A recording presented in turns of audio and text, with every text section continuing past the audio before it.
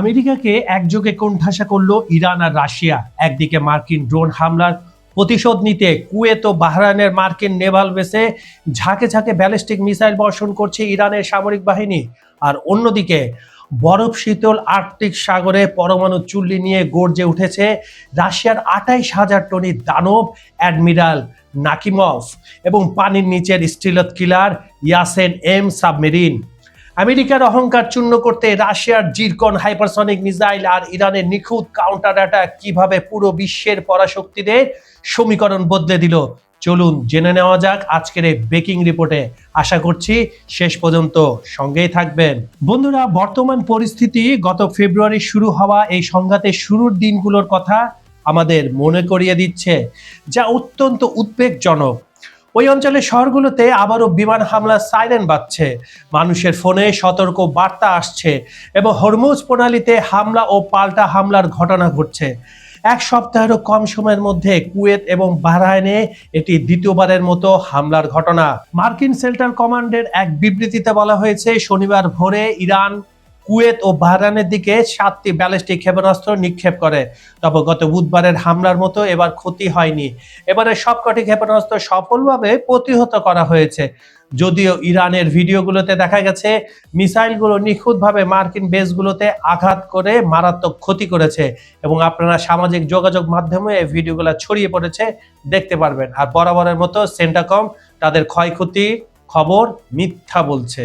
গত বুধবার কুয়েত আন্তর্জাতিক বিমানবন্দরে ক্ষেপণাস্ত্র আঘাত হানলে আন্তর্জাতিক টার্মিনালটি ধ্বংস হয়ে যায় এবং এতে একজন নিহত ও 60 জনের বেশি মানুষ আহত হন। এর জবাবে মার্কিন বাহিনী কেশম ও কিস দ্বীপের উপকূলীয় নজরদারি রাডার সাইটগুলোতে পাল্টা হামলা চালায়। ইরান আবারও সেই সব আরব শহরগুলোকে লক্ষ্যবস্তু করছে যেখানে মার্কিন ঘাঁটি বা বাহিনী মোতায়েন রয়েছে। সংঘাতের এই চেনা ও অস্বস্তিকর রূপটি পুরো অঞ্চলের নিরাপত্তাকে চরম ঝুঁকির মুখে ফেলেছে। আর চুক্তি যে হওয়ার কথা ছিল সেটার কত দূর কি দূর আর কোনো ধরনের রিপোর্ট না ট্রাম্প থেকে না ইরান থেকে কোনো দিক থেকে আসছে না। তাই যুদ্ধবিরতি এখন অনেক দূরে। এদিকে ইরানি হামলার পর সাময়িকভাবে বন্ধ থাকার পর কুয়েতের বেসামরিক বিমান চলাচল অধিদপ্তর পুনরায় বিমান চলাচল শুরু করার ঘোষণা দিয়েছে। এর আগে সতর্কতামূলক ব্যবস্থা হিসেবে কুয়েতি আকাশসীমা সাময়িকভাবে বন্ধ করা হয়েছিল এবং কুয়েত এয়ারওয়েজ ও জাজিরা এয়ারওয়েজের 11টি ফ্লাইটকে নিকটবর্তী বিমানবন্দরগুলোতে ডাইভার্ট করা হয়। কুয়েতের কর্মকর্তারা জানিয়েছেন, দেশের বিমান প্রতিরক্ষা ব্যবস্থা ক্ষেপণাস্ত্র এবং ড্রোন হুমকি প্রতিহত করতে সক্রিয় থাকলেও অনেকগুলো মিসাইল মার্কিন বেসগুলোতে আছড়ে পড়ে। ইরানের সামরিক বাহিনী জানিয়েছে, কুয়েতে অবস্থিত 2টি মার্কিন বিমান ঘাঁটি এবং বাহরাইনে মোতায়েন করা মার্কিন নৌবাহিনীর 5ম নৌবহরে আবার হামলা চালানো হয়েছে। মূলত কেশম দ্বীপের একটি টেলিযোগাযোগ বন্দর এবং সিরিক বন্দরে মার্কিন ড্রোনের 2টি প্রজেক্টাইল হামলার উপযুক্ত জবাব হিসাবে তারা এই পদক্ষেপ নিয়েছে। ইরান বলছে, এটা তো খুব ছোট হামলা ছিল, মার্কিন যুক্তরাষ্ট্র যদি আবার আমাদের উপরে হামলা করে তার চেয়ে ভয়াবহ পাল্টা হামলা হবে। ইরানের উপপররাষ্ট্রমন্ত্রী কাজেম ঘারিবাবাদি অভিযোগ করেছেন যে আন্তর্জাতিক পরমাণু শক্তি সংস্থা তেহরানের পরমাণু কর্মসূচির তদারকিকে অরাজনৈতিকরণ করছে। তিনি সংস্থাটি মহাপরিচালক রাফায়েল গ্রোসিকে মার্কিন যুক্তরাষ্ট্র এবং ইসরায়েল কর্তৃক ইরানের পরমাণু স্থাপনায় চালানো হামলাগুলোকে উপেক্ষা করার জন্য অভিযুক্ত করেন। ঘারিবাবাদি সামাজিক যোগাযোগ মাধ্যমে লিখেছেন, গ্রোসি যে অস্পষ্টতা, অ্যাক্সেসের অভাব এবং জ্ঞানের ধারাবাহিকতা হারানোর কথা বলছেন তা কোনো শূন্যতা থেকে তৈরি হয়নি। সেফগার্ড বা সুরক্ষার অধীনে থাকা পরমাণু স্থাপনাগুলোতে যুক্তরাষ্ট্র ইসরায়েল বাহিনী সামরিক হামলা চালালেও মহাপরিচালক কখনোই তার নিন্দা করেননি। দীর্ঘ কয়েক দশক ধরে পশ্চিমা দেশগুলোর ধারণা ছিল রাশিয়ার নৌবাহিনী ইতিহাস হয়ে যাচ্ছে। ন্যাটোর শক্তিমত্তা যখন উত্তর মেরুর হিমশীতল অঞ্চলে বৃদ্ধি পাচ্ছিল তখন রাশিয়ার শক্তিশালী যুদ্ধজাহাজগুলো বন্দরে মরিচা ধরছিল। কিন্তু মস্কো সেই বয়ান সম্পূর্ণ বদলে দিতে চলেছে। দীর্ঘ 28 বছর পর সম্পূর্ণ নিজস্ব শক্তিতে সাগরে ভাসল রাশিয়ার কিংবদন্তি কিরভ ক্লাসের পরমাণু চালিত দানবীয় যুদ্ধজাহাজ অ্যাডমিরাল নাকিমভ। 28,000 টন ওজনের এই যুদ্ধজাহাজটি বিশ্বের বৃহত্তম পরমাণু চালিত সারফেস ওয়ারশিপ। দীর্ঘমেয়াদী এক আধুনিকায়ন কর্মসূচির পর জাহাজটি এখন তার সমুদ্র ট্রায়ালের শেষ ধাপে রয়েছে। এর 2টি পরমাণু চুল্লির কারণে এটি কোনো রিফুয়েলিং ছাড়াই মাসের পর মাস আর্কটিকের প্রতিকূল পরিবেশে টহল দিতে সক্ষম। আর্কটিক অঞ্চল রাশিয়ার জন্য অত্যন্ত কৌশলগতভাবে গুরুত্বপূর্ণ, কারণ এখানে দেশটির অন্যতম প্রধান পারমাণবিক প্রতিরোধক ব্যবস্থা ব্যালিস্টিক মিসাইল সাবমেরিনগুলো অবস্থান করে। এই সাবমেরিনগুলো সুরক্ষা নিশ্চিত করাই হবে অ্যাডমিরাল নাকিবভের প্রধান মিশন।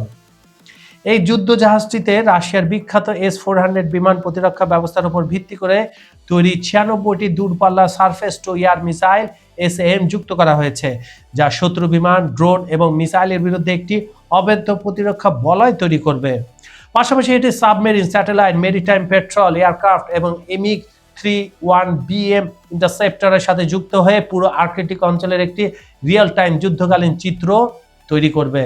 আর্কটিকের বরফ পৃষ্ঠের উপর যখন অ্যাডমিরাল নাকিমভ আধিপত্য বিস্তারের প্রস্তুতি নিচ্ছে, ঠিক তখন এই বরফের নিচে পানির গভীরে আরেকটি ত্রাস সৃষ্টি করেছে রাশিয়ার পরমাণু চালিত অ্যাটাক সাবমেরিন। 3রা জুন রুশ সরকারি সূত্র নিশ্চিত করেছে ইয়াসেনের ক্লাসের যুদ্ধজাহাজ আর্খেঙ্গেলস্ক ন্যাটোর উত্তর সীমান্তের কাছে কৌশলগতভাবে গুরুত্বপূর্ণ বেরেন্টস সাগরে একটি P-800 অ্যান্টিশিপ ক্রুজ মিসাইল সফলভাবে উৎক্ষেপণ করেছে। এই ঘটনাটি ন্যাটোর সামরিক বিশেষজ্ঞদের মধ্যে নতুন করে উদ্বেগ জাগিয়ে তুলেছে। আনুমানিক 14,000 টন ওজনের এই ইয়াসেনের ক্লাসটি বর্তমানে বিশ্বের বৃহত্তম অ্যাটাক সাবমেরিন, যা একাধারে চরম গোপনীয়তা, ধ্বংসাত্মক ক্ষমতা এবং অত্যাধুনিক সেন্সর প্রযুক্তির এক অনন্য সমন্বয়। সোভিয়েত আমলে যুদ্ধজাহাজগুলো যেখানে গতি এবং গভীরতায় যাওয়ার ক্ষমতার উপর জোর দিত, সেখানে ইয়াসেনের ক্লাসের মূল লক্ষ্য হলো শত্রুর রাডারে সম্পূর্ণ ধরাছোঁয়ার বাইরে থাকা। পানির নিচে এর শব্দ বা অ্যাক্রোস্টিক সিগনেচার এতই কম যে পশ্চিমা পর্যবেক্ষকরা একে রাশিয়ার প্রথম সম্পূর্ণ স্টিলথ কেন্দ্রিক সাবমেরিন হিসাবে অভিহিত করেছেন।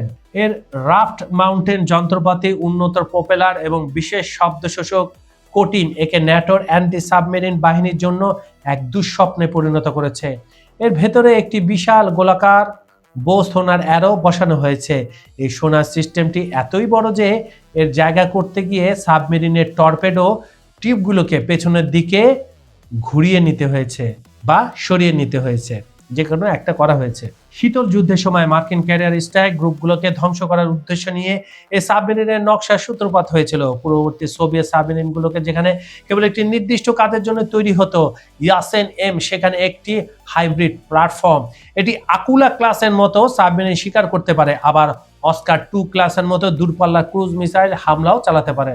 অর্থাৎ একটি একক সাবমেরিন নিয়েই অ্যান্টি সাবমেরিন যুদ্ধ, অ্যান্টি শিপ যুদ্ধ, গোয়েন্দা তথ্য সংগ্রহ এবং স্থলভাগে গভীর হামলা চালানো সম্ভব। এত বিশাল আকারের একটি সাবমেরিন পরিচালনা করতে উচ্চ প্রযুক্তির অটোমেশনের কারণে মাত্র 64 জন ক্রু প্রয়োজন হয়, যেখানে সমমানের পশ্চিমা সাবমেরিনগুলোতে 100 জনেরও বেশি নাবিকের প্রয়োজন হয়। ইয়াসেনের সাবমেরিনের সবচেয়ে মারাত্মক দিকটি হলো এর অস্ত্র ভান্ডার। 2025 সাল থেকে এই সাবমেরিনগুলোতে যুক্ত করা হয়েছে রাশিয়ার পরবর্তী প্রজন্মের 3M22 Zircon hypersonic cruise missile. প্রায় ম্যাক 9 গতি সম্পূর্ণ এই ক্ষেপণাস্ত্রটি যে কোনো আধুনিক বিমান প্রতিরক্ষা ব্যবস্থার জন্য একটি চরম চ্যালেঞ্জ। এর তীব্র গতি এবং উড্ডয়নের শেষ মুহূর্তে দিক পরিবর্তনের ক্ষমতার কারণে শত্রুপক্ষ এটিকে শনাক্ত ও প্রতিহত করার জন্য প্রায় কোনো সময় পায় না। জিরকন মিসাইল যুক্ত হওয়ার ফলে ইয়াসেন M সাবমেরিনগুলো এখন অনেক দূর থেকে মার্কিন এয়ারক্রাফট ক্যারিয়ার, বড় যুদ্ধজাহাজ এবং গুরুত্বপূর্ণ কমান্ড সেন্টারগুলোকে গুড়িয়ে দেওয়ার সক্ষমতা অর্জন করেছে। বর্তমানে বিশ্বের আর কোনো সচল সাবমেরিনে জিরকনের সমকক্ষ কোনো হাইপারসনিক মিসাইল নেই, যদিও চীনের নির্মাণাধীন YJ-20 প্রোগ্রামকে এর ভবিষ্যৎ প্রতিদ্বন্দ্বী মনে করা হচ্ছে, আর আমেরিকার কাছে এটা নাই। বন্ধুরা, পশ্চিমা বিশ্বের তথাকথিত একক আধিপত্যের দিন কি তবে শেষ হতে চলল? মধ্যপ্রাচ্য থেকে আর্কটিক সাগর, পেন্টাগনের যুদ্ধবাজ নীতি নির্ধারণে রাতের ঘুম উড়িয়ে দিয়েছে মস্কো আর তেহরানের এই অভূতপূর্ব রণকৌশল। একদিকে IAEA এবং আমেরিকার সমস্ত রাজনৈতিক চাপ ও নিষেধাজ্ঞা তুড়ি মেরে উড়িয়ে দিয়ে ইরান তার সার্বভৌমত্ব, পরমাণু সক্ষমতা জানান দিচ্ছে। মার্কিন ড্রোন হামলা জবাবে কুয়েত আর বাহরাইনে সুরক্ষিত মার্কিন নেভাল বেসগুলোতে যেভাবে ঝাঁকে ঝাঁকে ইরানে ব্যালিস্টিক ক্ষেপণাস্ত্র আঘাত হানছে, তাতে স্পষ্ট আরব বিশ্বে মার্কিন ঘাঁটির নিরাপত্তা এখন স্রেফ কাগজের বাঘ।